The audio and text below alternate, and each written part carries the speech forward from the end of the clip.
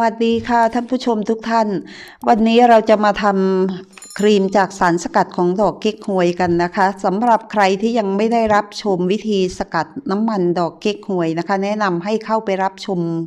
ก่อนหน้านี้นะคะที่เคยลงคลิปไปนะคะสารสกัดดอกเก๊กฮวยก็มีประโยชน์เยอะสำหรับผิวพรรณนะคะช่วยทำให้ผิวพรรณชุ่มชื้นแล้วทำให้ผิวหน้ากระจ่างใสนะคะรายละเอียดทั้งหมดจะลงไว้ให้ในคำอธิบายอีกครั้งหนึ่งนะคะก่อนอื่นเราก็นำชามผสมมาเลยค่ะเราจะทำกันไปแบบไวๆเลยนะคะสิ่งที่จะต้องใช้นั่นก็คือเจลว่านหางจระเข้นั่นเองค่ะสำหรับเจลว่านหางจระเข้นี่ก็มีสรรพคุณเยอะแยะมากมายเลยนะคะสำหรับผิวพรรณเนาะช่วยทำให้ผิวชุ่มชื้นนะคะเนาะแล้วก็ยังป้องกันแสงแดดให้กับผิวพรรณของเราอีกซะด้วยนะคะสำหรับสูตรครีมวันนี้นะคะแขกจะทำอยู่ที่เจลว่านหางจระเข้2 ช้อนโต๊ะนะคะทำมากทำน้อยแล้วแต่คุณนะคะคุณสามารถเพิ่มวัตถุดิบได้ตามสัดส่วนนะคะเจลว่านหางจระเข้นี้เขาก็ช่วยลดความมันบนใบหน้ารักษารอยด่างดำบนใบหน้าช่วยทำให้ผิวชุ่มชื้นไม่แห้งกร้านนะคะพอเราได้เจลว่านหางจระเข้มาแล้วสิ่งที่เราจะต้องใช้นั่นก็คือน้ำมันสารสกัดจากดอกเก๊กฮวยเลยค่ะเราจะค่อยๆทยอยใส่ไปทีละ1 ช้อนโต๊ะนะคะเมื่อใส่น้ำมันไปแล้วก็คนผสมให้ตัวครีมเข้ากันกับเจลว่านหางจระเข้เลยนะคะน้ำมันที่ใส่ไปคนให้เข้ากันกับเจลว่านหางจระเข้เลยค่ะค่อยๆคนไปนะคะ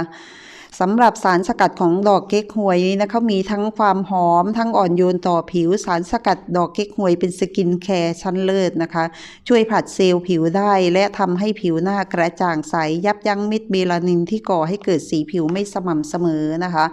หลังจากเมื่อเราคนไปแล้วนะคะแขกก็จะเติมน้ำมันของสารสกัดดอกเก๊กฮวยใส่ไปอีก1 ช้อนโต๊ะค่ะ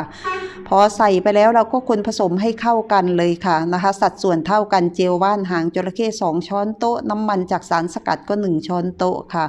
วิตามินตัวต่อไปที่เราจะต้องใช้นั่นก็คือวิตามิน A เลยค่ะ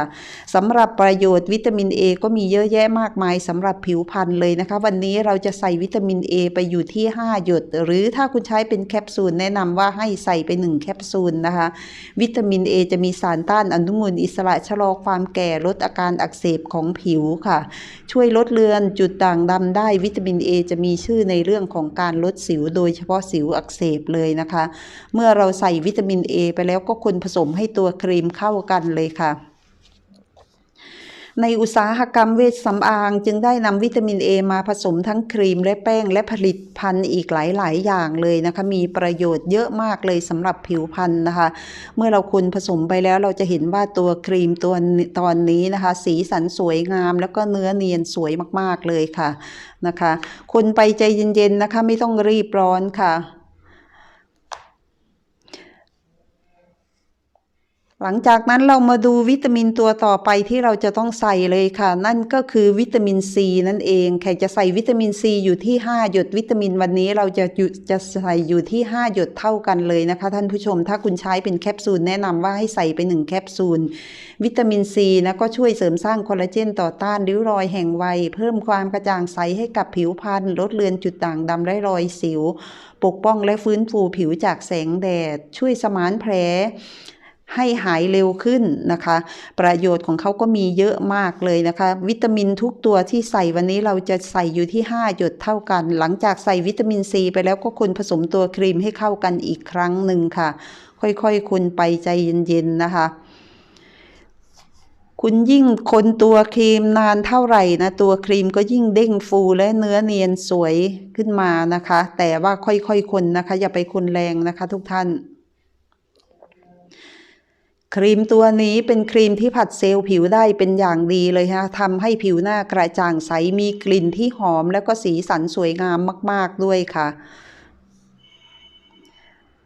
วิตามินตัวต่อไปที่เราจะต้องใช้นั่นก็คือวิตามิน E ค่ะสำหรับวิตามิน E เราก็จะใส่อยู่ที่5 หยดหรือ1 แคปซูลนั่นเองค่ะสรรพคุณของวิตามิน C สำหรับผิวพรรณวิตามิน C ก็วิตามิน E ค่ะสำหรับผิวพรรณเป็นสารอาหารที่ละลายในน้ำมันได้ดีและช่วยคืนความชุ่มชื้นให้แก่ผิว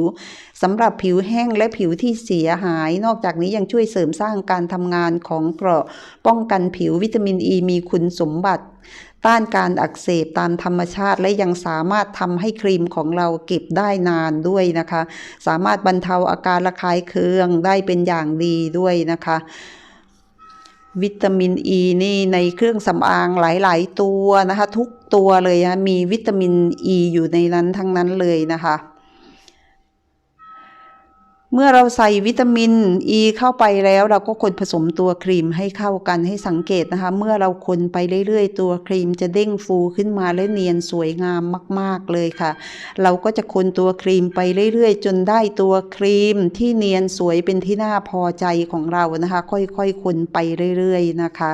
ให้สังเกตว่ายิ่งคนนานเท่าไหร่ตัวครีมก็ยิ่งเด้งฟูขึ้นมาและเนื้อสัมผัสสวยงามมากๆเลยค่ะนะคะ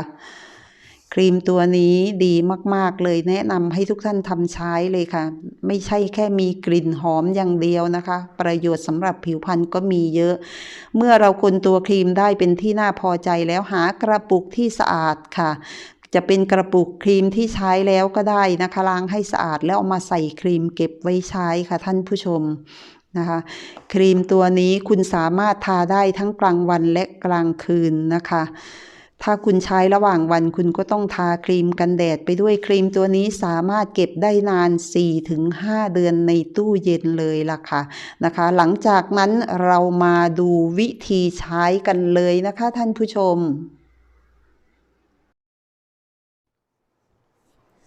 ค่ะสวัสดีค่ะสวัสดีค่ะท่านผู้ชมทุกท่านค่ะ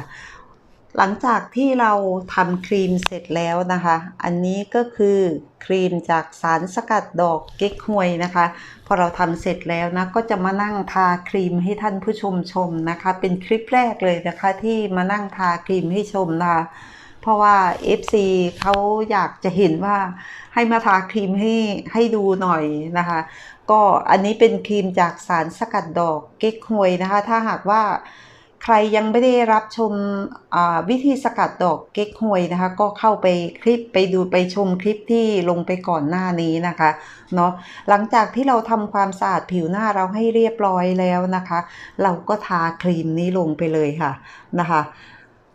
ทาลงไปเยอะๆเลยนะคะท่านผู้ชมครีมเราทำเองไม่ต้องไปเสียดายค่ะมีเยอะค่ะนะคะอยากทาตรงไหนก็ป้ายทาไปเลยนะคะแขกนี่ก็ทาแบบง่ายมากสบายมากเลยนะคะเป็นคลิปแรกเลยนะที่ต้องมานั่งทาครีมให้ FC ชมนะคะ FC เรียกร้องมานะคะตามใจ FC หน่อยนึงนะคะหลังจากที่เราทาครีมไปแล้วเราก็นวดเลยค่ะนะคะนวดนะคะครีมนี้เขาจะช่วยผัดเซลล์ผิวเราอย่างอ่อนโยนนะคะสารสกัดดอกเก๊กฮวยนี่มีสรรพคุณที่ดีมากๆนะคะหลังจากเราทาไปแล้วเราก็นวดด้วยปลายนิ้วนะคะนวดให้เบาๆค่ะครีมนี้ทาแล้วไม่ต้องล้างออกเลยนะคะถ้าคุณใช้ระหว่างวันก็แนะนำว่าให้คุณใช้คู่กับกันแดดไปด้วยนะคะคุณทาไปแล้วทากันแดดแล้วคุณก็สามารถแต่งหน้าแต่งตาของคุณได้ตามปกติเลยนะคะท่านผู้ชมเนาะถ้าทาแล้วนะถ้าเป็นก่อนนอนเมื่อคุณนวดตัวครีมได้เป็นที่พอใจของคุณแล้วนะคุณก็นอนไปเลยโดยที่ไม่ต้องล้างออกนะครีมนี้เหมาะกับทุกสภาพผิวเลยนะคะสำหรับผิวที่แพ้ง่ายนะคะเนาะครีมนี้เป็นครีมที่อ่อนโยนแล้วก็มีกลิ่นหอมของดอกเก๊กฮวยมากๆเลยนะคะสำหรับน้ำมันที่คุณสกัดไว้นะคะถ้าน้ำมันมันเหลือเยอะคุณก็เอาไปใช้ผสมครีมทาผิวเราได้เลยนะคะเนาะมันก็จะทำให้ผิวของเราขาวใสนะคะครีมตัวนี้ผัดเซลล์ผิวได้เป็นอย่างดีเลยนะคะดอกเก๊กฮวยนี้มีสรรพคุณที่ดีต่อผิวพรรณและเส้นผมอย่างมากนะคะคุณสามารถเอาน้ำมันของสารสกัดไปผสมกับยาสระผมแล้วใช้สระผมได้เลยนะคะแล้วก็ถ้าคุณใช้สบู่เหลวนะคะคุณก็สามารถเอาสารสกัดของดอกเก๊กฮวยไปใส่ผสมกับสบู่เหลวแล้วก็ทำความสะอาดจุดซ่อนเลนของคุณได้เลยนะคะไม่ว่าผู้หญิงผู้ชายก็ใช้ได้หมดนะคะท่านผู้ชมเห็นไหมเขาผัดเซลล์ผิวนะคะเหมือนกับมีขี้ไคออกมาเลยนะคะผัดเซลล์ผิวนะคะวันนี้แขกไม่ได้ทาคอให้ดูเนาะทุกคนนะ สำหรับท่านผู้ชมที่ทำไว้ใช้เองนะคะ ก็ทาไปให้ทั่วใบหน้าและลำคอนะคะเขาลดเลือนริ้วรอยนะคะสำหรับผิวหน้าไม่สม่ำเสมอนะคะ นี่เลยค่ะ ใช้ครีมตัวนี้เลยนะคะเป็นสูตรที่ดีมากๆเลยทาไปเลยว่าหน้าแบบว่านุ่มชุ่มชื้นมากๆเลยค่ะหน้านุ่มลื่นแบบว่าบอกไม่ถูกเลยค่ะนะคะบอกไม่ถูกเลยแบบว่าผิวหน้านี้ชุ่มชื้นมากๆเลยนะคะท่านผู้ชมแนะนำให้ FC ทำใช้นะคะครีมสูตรนี้เป็นสูตรที่ดีนะคะสำหรับครีมเนาะเราก็สามารถเก็บไว้ในตู้เย็นนะคะเก็บไว้ใช้ได้นานถึง 4-5 เดือนเลยล่ะค่ะนะคะน้ำมันสกัดที่เหลือก็บอกไปแล้วนะคะใช้ประโยชน์ได้เยอะแยะมากมายใช้ทาผิวก็ได้